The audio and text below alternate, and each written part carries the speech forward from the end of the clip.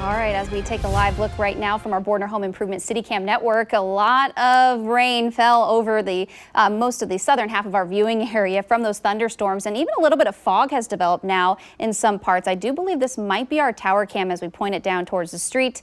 Obviously, some low-level clouds hanging around, reducing visibility in a couple of spots. Look at this map here where visibility is down to a half a mile in Marshall, less than 1 mile in Sedalia, just around 3/4 of a mile visibility there, and under 2 miles outside of Harrisonville, just to your north, even up near Cameron. We typically see visibility get reduced down along I-35 up there on a typical day when we get some rain, and of course it was heavy enough. Now that that's relaxed a little bit, I think we're going to cool down a little bit in some spots, so we might get to the upper 30s to around 40 degrees when you wake up tomorrow morning. Live power Doppler, you can see not much to track any longer. Thankfully, when we were tracking those light showers in Sedalia and Marshall, those have exited and pushed on out of here, so nothing to worry about for the remainder of tonight. The severe weather threat is over with. It's been over since about 8, 9 o'clock this evening. All right, forecast track going over the rest of the night heading into your Tuesday. Looking mostly cloudy for the majority of our area as we head through the beginning of your Tuesday, and look what happens even to the afternoon. Not expecting a whole lot of sunshine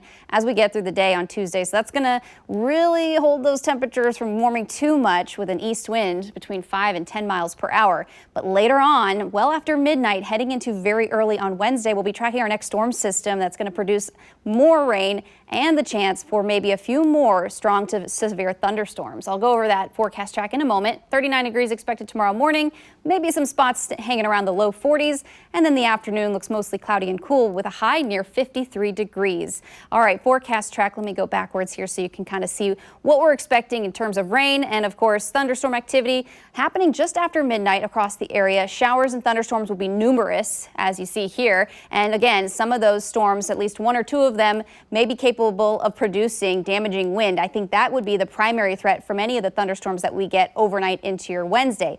Obviously, we'll be watching and monitoring any types of rotation or any indication that we could see rotation on radar. So there is the potential that there would be a brief spin up as the system exits and pulls away from us. Much colder air is going to wrap around this system. And as you look on our latest update on forecast track, it tries to keep Kansas City in a bullseye of a rain snow mix or perhaps a transition.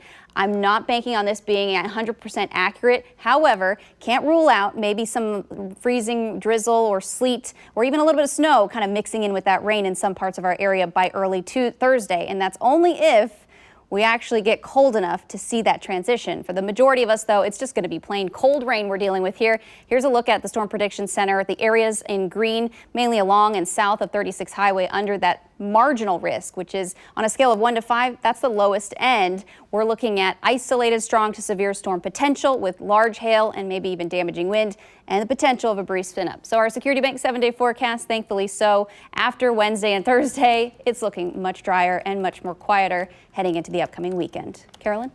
All right, thank you, Alina.